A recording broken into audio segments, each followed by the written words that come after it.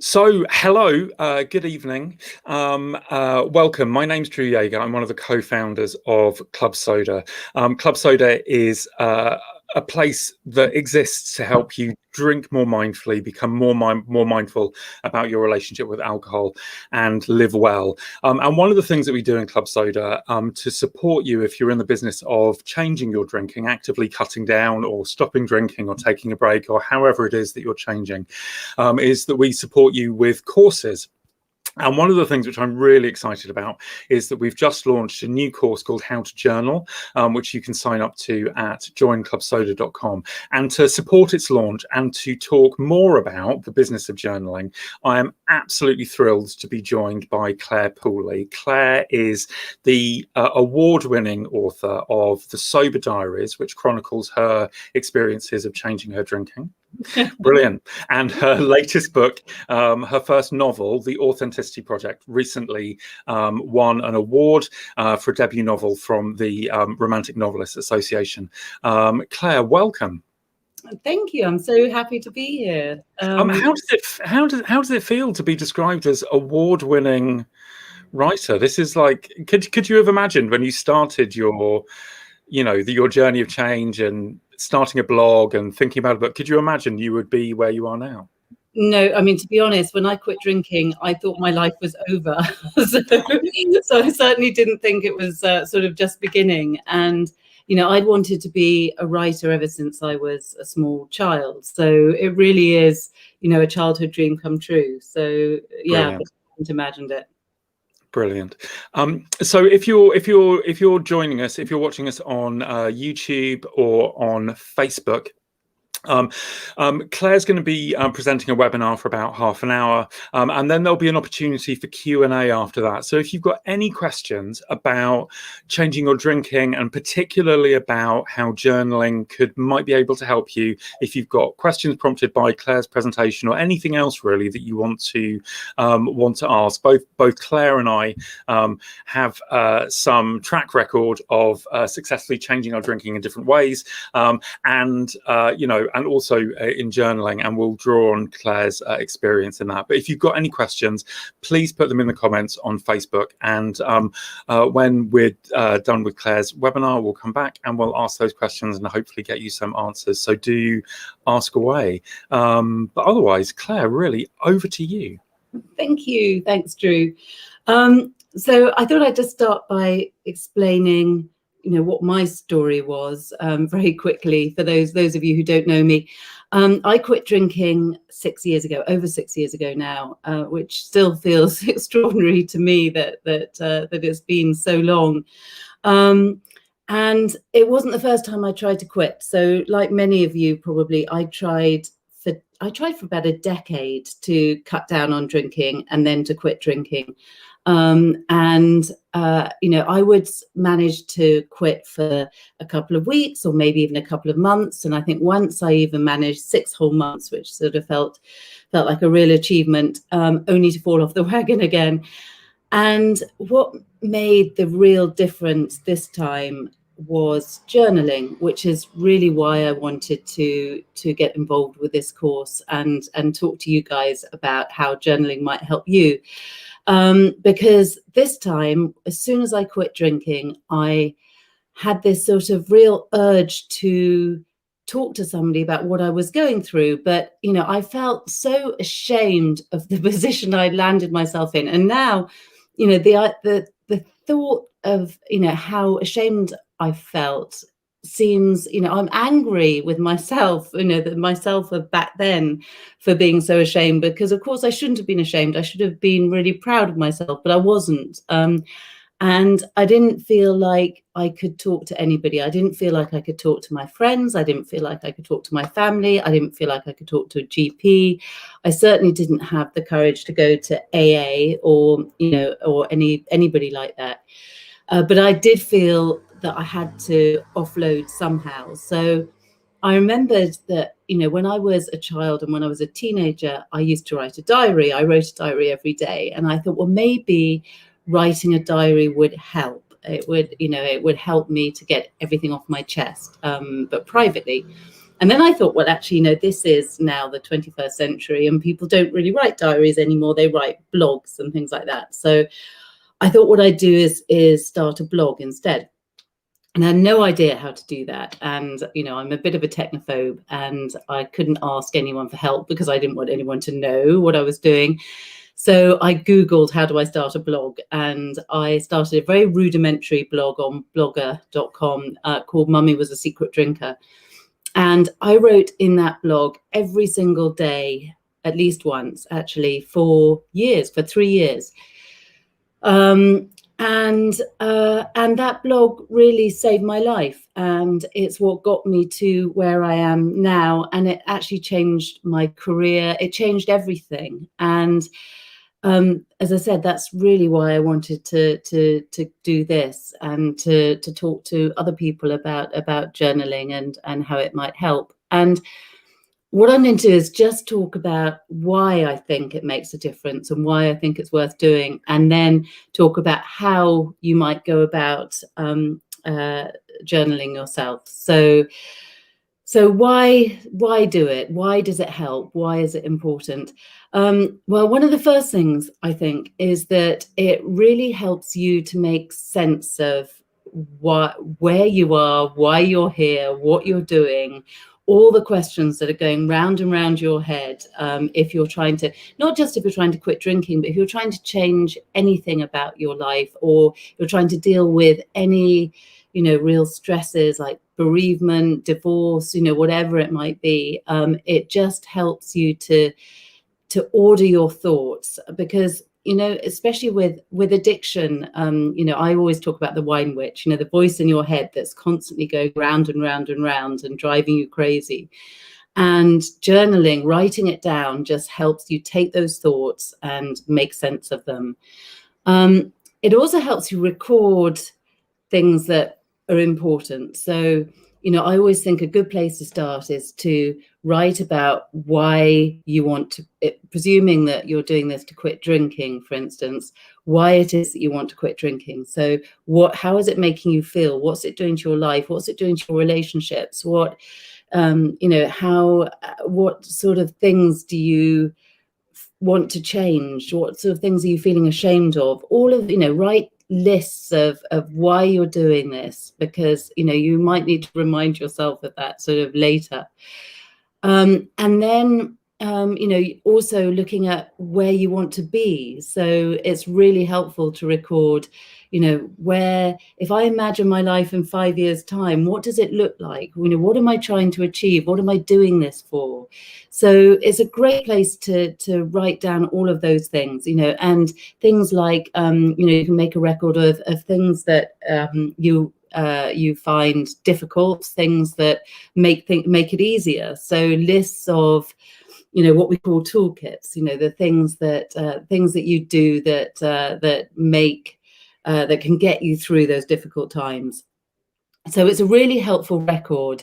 But more than that, actually, just the process of writing is really good for your sort of mental health, because if you you've probably read a lot about mindfulness. You might even do meditation and things like that. And I read a huge amount about mindfulness, and I knew that mindfulness was something that can really help and is really important. But I found meditating incredibly difficult, because I'd sit there and try and empty my head of sort of all these thoughts that were sort of going crazy.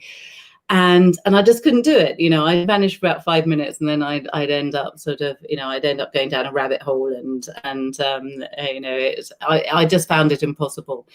And actually, the process of writing is a form of mindfulness, because while you're writing, it stops those thoughts going round and round and round, and it gives your brain a bit of a break. It's also described as flow. So doing an activity that you become so wrapped up in that you don't notice the passage of time, and writing can do that.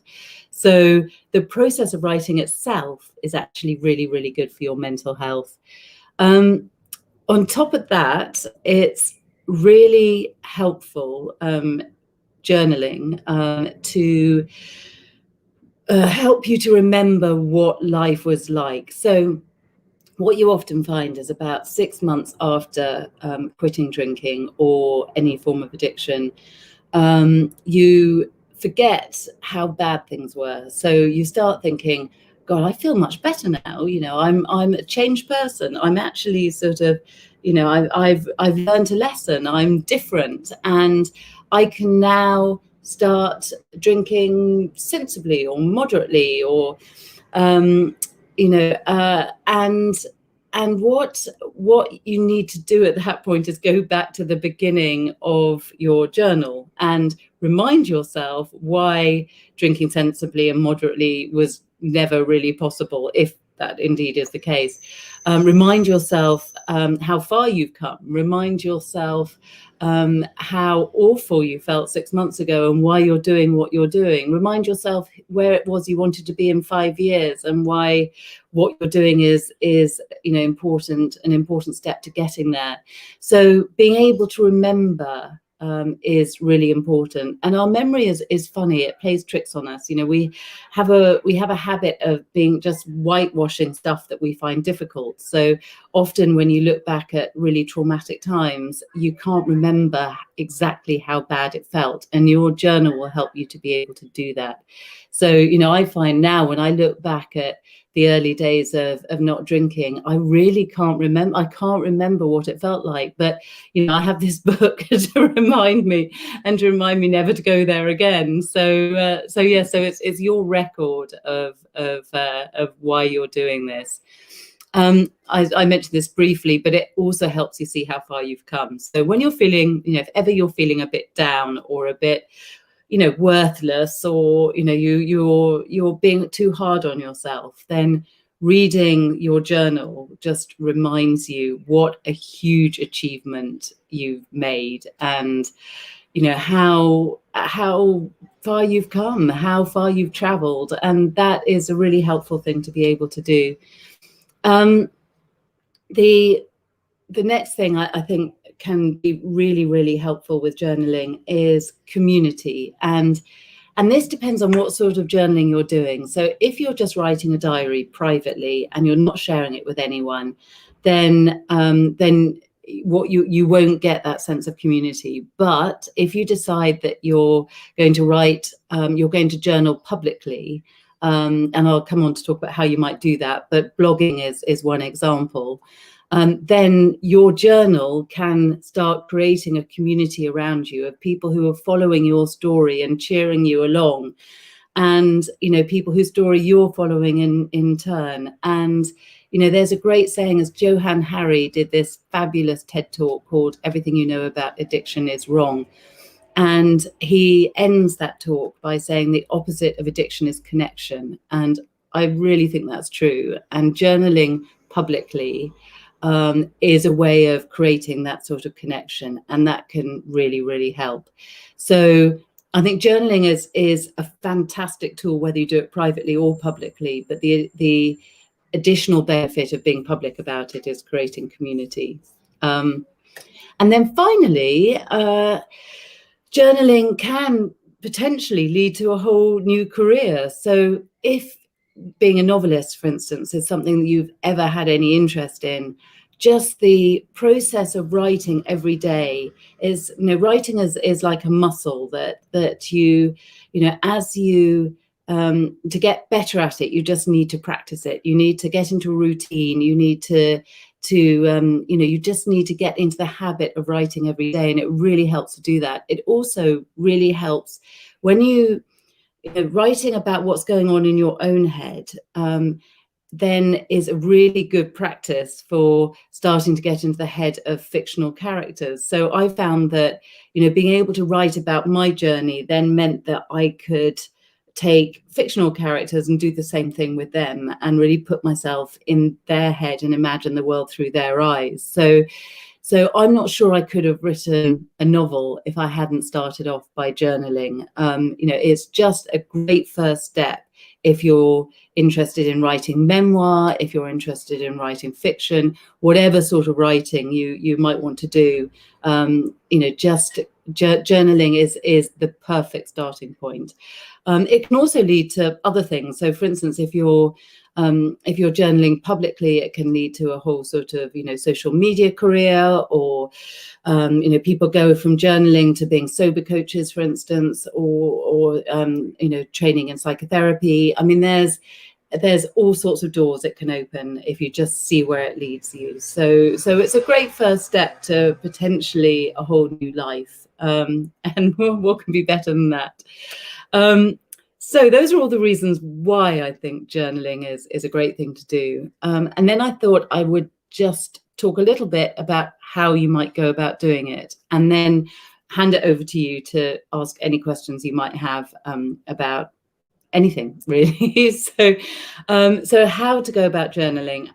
The first thing you need to do really is to decide whether you want to be public or private. And if you do want to be public, whether you want to be anonymous or whether you want to use your own name. I decided I wanted to be public but anonymous. So I used a pseudonym, Sober Mummy.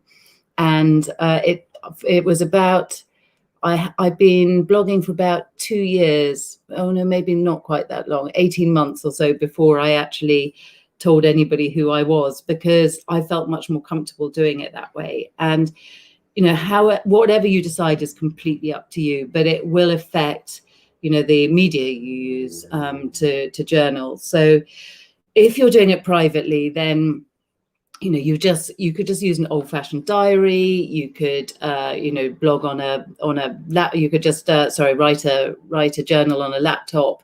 Whatever you want to do. But if you're going public, there are all sorts of options. So you could try blogging, which is what I did, and you could journal on Facebook even. So, you can write relatively long Facebook posts, which can then become, a form of journal. And you could do that on your own Facebook page. You could set up a anonymous Facebook page if you want to be anonymous. You could use Club Soda's Facebook page to sort of journal about how you're feeling, or Soberistas, for instance, also, have a function which allows you to sort of, write what's happening to you each day, and sort of, people can follow. Or you might decide that actually you don't want to write at all, and you feel happier talking, in which case do a podcast, or do a YouTube channel. The media you use is completely up to you. Instagram, again, is brilliant. There's a huge sober community on Instagram, and lots of people talking through their journey. And you'll find that once you get going, that people will start following you, and you can start following other people, and again you start creating a community. So find the channel that you feel most comfortable with, and use that. And it doesn't have to be, you can even use Twitter. If you want to just use little sound bites and not sort of huge essays each day, then Twitter is a great place to start. So find the channel that works for you, and then what you need to do next is just get into a routine, get into a habit. And I find that it's really helpful to stick to the same time of day, for instance. So okay, this is going to sound a bit extreme, but I get up at 5 o'clock in the morning, and that's my best writing time. When I quit drinking, I found that the evenings were the hardest time of day and the mornings were the easiest. So I started going to bed earlier and getting up earlier. And I find that the early mornings are, because they're so quiet, and because your brain isn't, you haven't started worrying about the rest of the day yet, it's a really creative time. It's a really great time to sort of do something creative. So I pick first thing in the morning, but whichever time of day works for you. But sticking to that same time of day is helpful, because it just gets you into that routine. And try and do it every day, because like everything, it's like going to the gym. You get out of the habit and it's harder and harder to get back into it. But if you keep going every day, then it becomes more and more just part of your regular routine, and it doesn't feel difficult at all. And then once you get going, I mean, really, my best advice is try not to think too hard about it. Try not to worry about what you're writing and why you're writing it. Just write what you feel you need to write.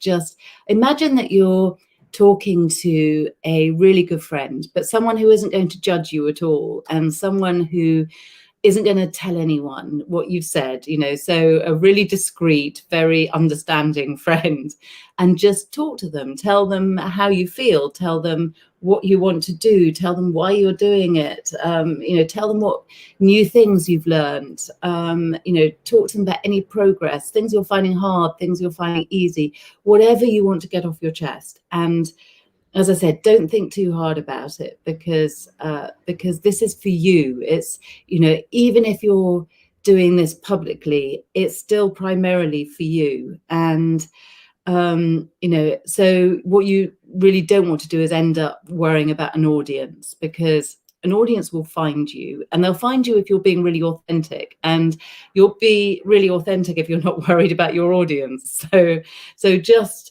think about, what you need to say, and not what people want to hear. That's a different thing. Journaling is about you and what you need and what's right for you.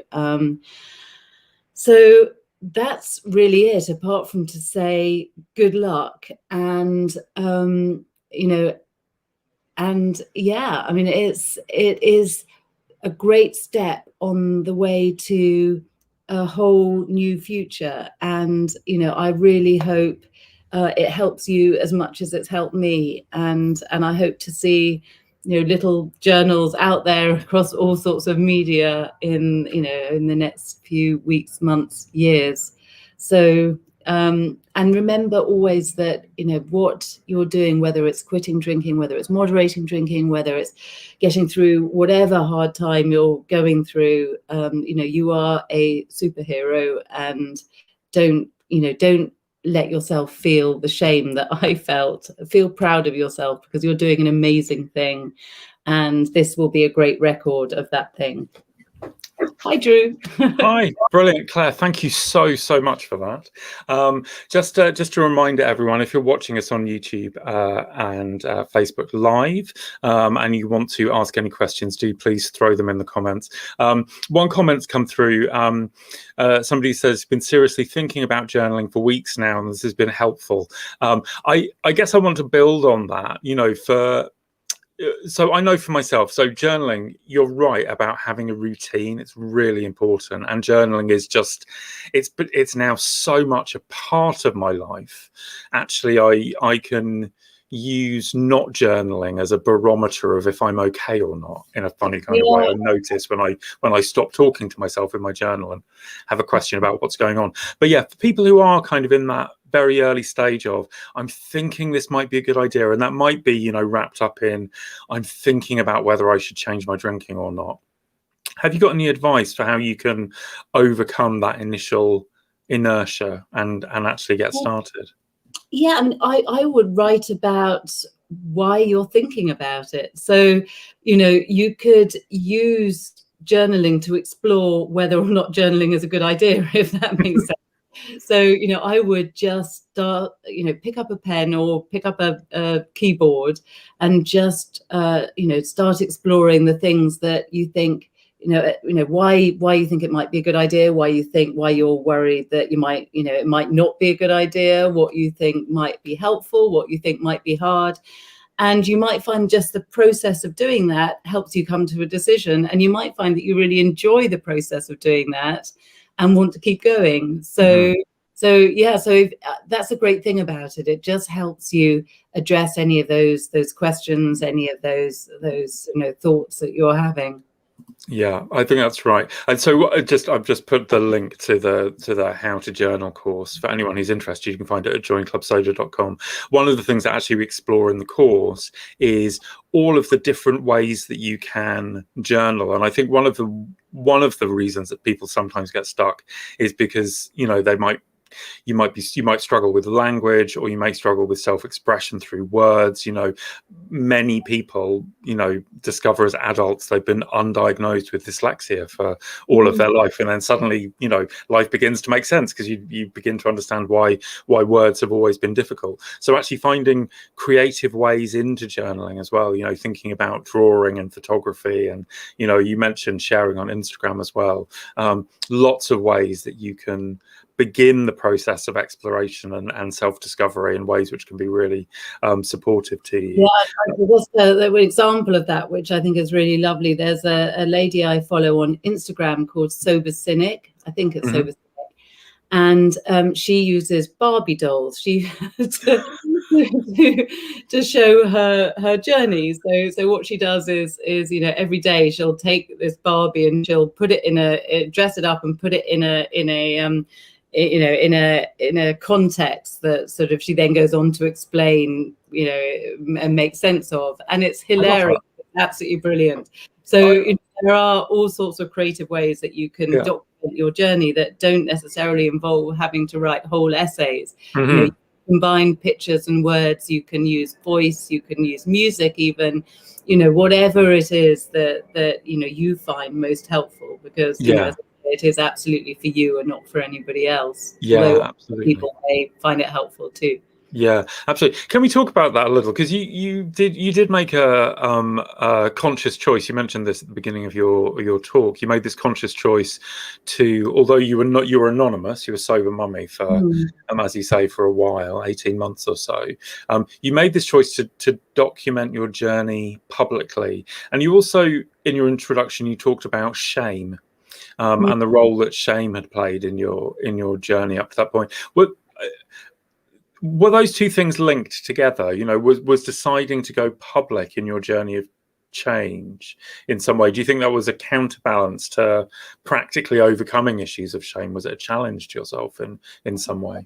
Well, I mean, the shame is why I stayed anonymous, and as a result, I didn't actually think that, although I was writing in a public forum, I was writing on Blogger, I actually didn't think that very many people would end up reading what I was writing, because I wasn't publicizing it. Because actually what you would normally do if you start a blog is you share it on Facebook, you share it on Instagram, you share it on Twitter, and people get to find you. I wasn't doing any of that because I was too ashamed. So I didn't really expect anybody, or certainly not very many people, to find it. And I remember actually initially I would go and look at the sort of stats for my blog, and I'd see that it had 3 page views, and I think, wow, so 3 people, and I'd realize it was all me looking at my and I remember this sort of, the first time somebody commented on it, sort of, being absolutely astounded that somebody had written what I said, and that they were interested, and they replied back, and and actually it was a real thrill. So it happened very gradually. I think I got the sort of the readership sort of started to snowball, but by the time it got really big, I was much more comfortable with the whole idea. So I think what I did was I dipped a toe in the water very gently, and then just one thing led to another, and I remember a friend of mine saying to me, there was one friend I told about all of this very early on, because she had been sober for 9 years. She'd done the 12 steps, and she was a counselor, 12-step counselor. And I told her what I was doing. And she said to me, at some point you'll find that you're able to, to come out. In fact, you'll find you want to come out and tell people who you are, and sort of, be more public about it. And I thought, God, she really doesn't know me at all. There is no way I'm ever going to be able to do that.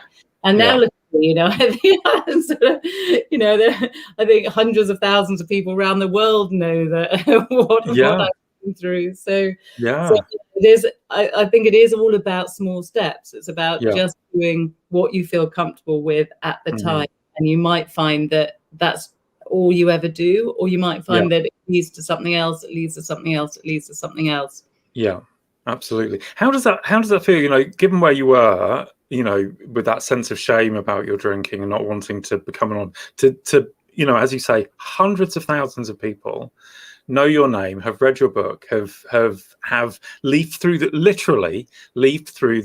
pages of your diary. And how is that for you? That must be an extraordinary experience. Yeah, I mean, it's wonderful in that I get emails every day from people around the world saying that, the book, my story, has helped them, and it's helped them feel less alone, and it's helped them, help them see that there is a future, and the future is not dreary, Mm-hmm. So that is fabulous, and it's every day I'm grateful that I did what I did. But it's also kind of weird. I find it very strange when I meet people in real life and they know a lot about me and I don't know anything about them. So there are times that's the nature of celebrity. That's yeah. One of the other, sorry, just a reminder, if you are watching and you do have questions for Clare, do feel free to put them in the comments and I will happily pass them on. But I have another question for you, Clare, which is really about you mentioned in your talk about journaling to remember. And one of the observations I think that people make about self-disclosure and honesty is that honesty is a linear process. You can't unknow what you come to realize, and you do build on that over time. But I think one of the real challenges, particularly if you are still on the merry-go-round of wrestling with drinking, knowing that you want to change, not knowing how to get going, is that very often I think we tend to minimize the problems that we're facing because it feels too insurmountable. And I wonder, could you talk to this business of telling the truth to yourself and how your journal can help you kind of face up to uncomfortable or difficult things that you find difficult to admit? Yeah, it depends on the individual as to which media you find most comfortable being honest in, if that makes sense. So for me, I found it easier to confess things in writing than I would ever do talking to somebody in real life. So so I found that when you're writing, you can almost imagine that you're telling a story, that you're sort of one step removed from it. So if you're wanting to face up to stuff that is really hard, sometimes it helps just to imagine that you're telling the story of somebody else, to sort of just put your tell it like a piece of fiction, almost. And and you might find that makes it easier if it feels like it's not actually you, and then you can read back and get to where you feel comfortable with what you've written. So it allows you to be one step removed from from what you're doing. And I found that quite helpful. I read back through the Sober Diaries now, and I find it, I feel like a different person, and actually I am a different person. But I find it really helpful, reading back through all that sort of really brutal honesty. So yeah, it's not easy. It's not easy facing up to some of the things that you've done, some of the things that you felt, all of that shame and all of that history. But once you've written it down and you've read it through and you read it through again, you realize actually it's not as bad as you think it was. Somehow, when you read it back, it feels much less dramatic than it does in your own head. It takes the power out of it somehow. Yeah. I think as well, the other thing which happens is that, everything, I remember, I heard somebody say this a little while ago, everything that you do is scary the first time that you do it. So if you're somebody who's drinking pretty much every day, the first weekend of not drinking feels scary. The first social event not drinking feels scary. The first wedding feels absolutely terrifying. You wonder how you're ever going to get through it. All of these firsts feel really scary, and then you do them, and then you realize, actually, I not only was I capable of doing it, but it wasn't as scary as I thought it was. And I think that's maybe one of the other reasons that it's helpful to document this as you go along, because you get to see how much you've grown and how much you've faced and how much you've overcome. And your brain will naturally, our brains are very good at editing, will naturally forget all of the detail of that. So actually writing it down is a really rich way of remembering, looking back and making sense of your journey and seeing where you've been. Yeah, it really is. And I think one of the things that, if you've got to a bad point with drinking, you also tend to have lost quite a lot of your self-respect. I mean, by the time I quit drinking, I really didn't like myself at all. And, I didn't have any respect for myself. And, the process of journaling, as you say, because it shows you how far you've come and all the things that you've overcome and all the things that you've dealt with, it gives you back your self-respect. You start realizing that actually you're not such a bad person, you're not such a weak person, you're not sort of, you've actually done something quite spectacular, that's worth remembering. Yeah, absolutely. So I want to talk a bit about the course that we've just launched, because we can then come on to talk about a very exciting thing which is happening in June. How to Journal is 7 lessons. It's a short course, and every lesson is designed with a specific journaling task, introducing different aspects of journaling so you can experiment with different approaches. It comes with journaling prompts, so that you can explore this business of changing your drinking. And really in the course, we've woven together these 2 subjects, journaling and the business of changing your drinking, so that you can see how they can work together. Like all of Club Soda's courses, it is yours for as long as you need it. So, you don't feel free that you have to rush through it in a week. If you want to take your time over it, that's fine. We will send you daily prompts every morning to your inbox, daily nudges to keep going that you can use as additional journaling prompts if you need to. You mentioned as well in your talk, Claire, about this business of connection being the opposite of addiction. And like all of Club Soda's courses, the course comes with an opportunity to join our Slack so that you can connect with others in Club Soda, and an invitation to our weekly mindfulness meditation and discussion group. So that's the course, How to Journal, which you can sign up to at joinclubsoda.com. But I want to talk about the fact that your first novel, The Authenticity Project, won a prize. I mean, that's... congratulations, it's fabulous. Thank you. It's a bestseller as well, which is extraordinary. I have a copy here, hold on. Of course you do. Ta-da, that's what it looks like.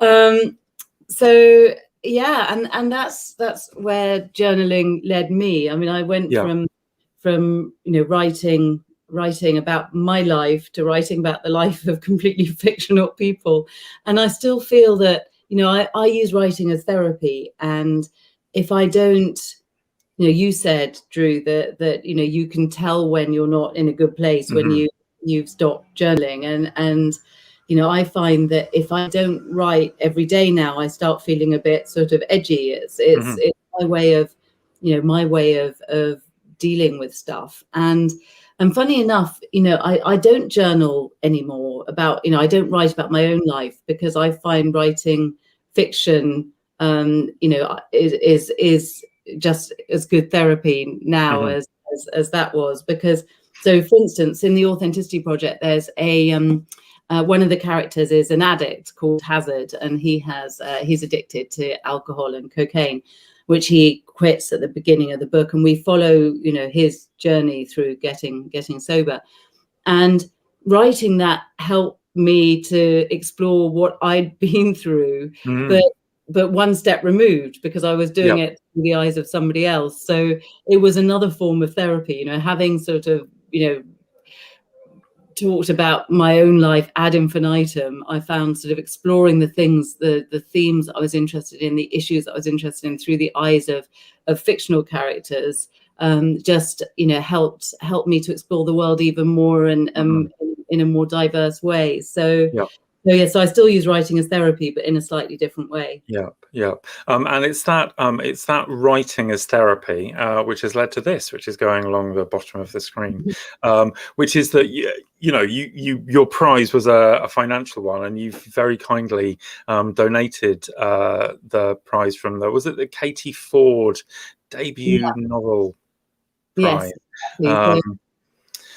So thank you for your generosity, because actually it means throughout this month, throughout June, if you're somebody on a low income, if you were thinking about journaling, if you're thinking about changing your drinking, and if the cost of doing a course would normally be out of reach, there are a couple of ways that you can access the course. If you use the coupon code journal50 at the checkout, you'll get 50% off, or use the code journal3 and you'll get the course completely free of charge. No questions asked. So don't let money be a barrier to change. I think that's the essential message of it. So thank you, Claire. It's greatly appreciated, and hopefully we'll have lots of people signing up.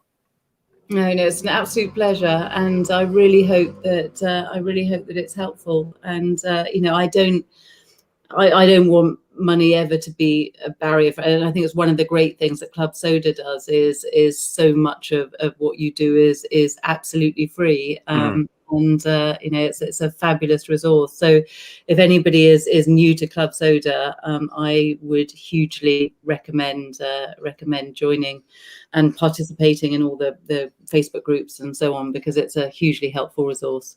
Yeah, brilliant. Look, it's turned into a love fest now. It's getting slightly embarrassing.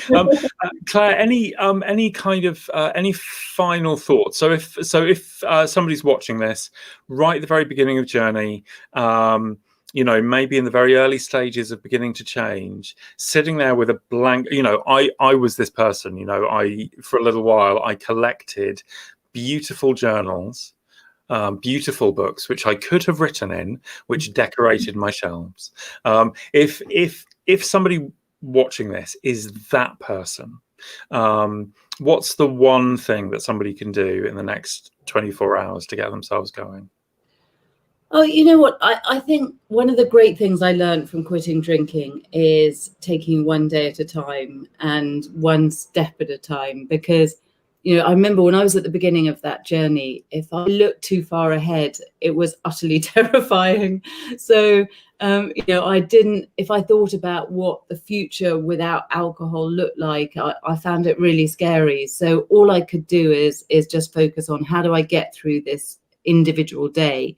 And actually learning how to do that, I find, is really helpful for almost everything. So, if you've read the Sober Diaries, you'll know that about 8 months after I quit drinking, I was diagnosed with breast cancer. And I found getting through cancer treatment was exactly the same in terms of, just try not to look too far ahead, try not to panic about what might be, but just working out what you needed to do in that particular day and just doing it. And I think the same is true with starting journaling. Don't worry about where it might go to or who might read it or what it might be for. Just worry about what you feel like doing right now in that minute, and and then do the same the next day, and do the same the next day, and you'll find that what happens is it gradually evolves into whatever it's meant to be. And I think one of the miraculous things about quitting drinking is that when you're drinking, you lose the ability to listen to your gut instinct, I think, because all your instincts get so muffled by alcohol and by hangovers and all of that, so all the toxins, and it becomes very difficult to listen to your gut. And when you quit drinking and using journaling, you get back in touch with what feels right. And I think with journaling, it is just about that. It's just doing what feels right. So just take 10 minutes, do what feels right, and then the next day do the same, and you'll find that path. Yeah, absolutely. Yeah, do sign up for the course. Somebody's actually signed up for the course while we've been doing the webinar. Hey, So that's fabulous. And a couple of other people saying thank you and how lovely you are. So there you go. And that's something which I would agree with. Claire, thank you so much for sharing your time and experience with us. If people want to find you on social media or connect with you, how can people track you down? On Facebook, I'm Sober Mummy. So I have a Facebook page called Sober Mummy. On Twitter, I'm at C Pooley Writer, and on Instagram, I'm at Clare_Pooley. So Brilliant. I'm quite easy to find. Brilliant. As I say, Claire's now best-selling and award-winning novel, The Authenticity Project, is out now wherever books are sold. So do buy it and enjoy it. And of course, her original book, The Sober Diaries. If you want some, real-life inspiration of somebody who's been there and done that, who has journaled to change their drinking, The Sober Diaries is an absolutely essential read. So stick it on your reading list, and do sign up for the course at how to journal at joinclubsoda.com. Claire, thank you so much for joining us. It's an absolute pleasure, and good luck, everybody. I hope it works for you. Thank you. Cheers.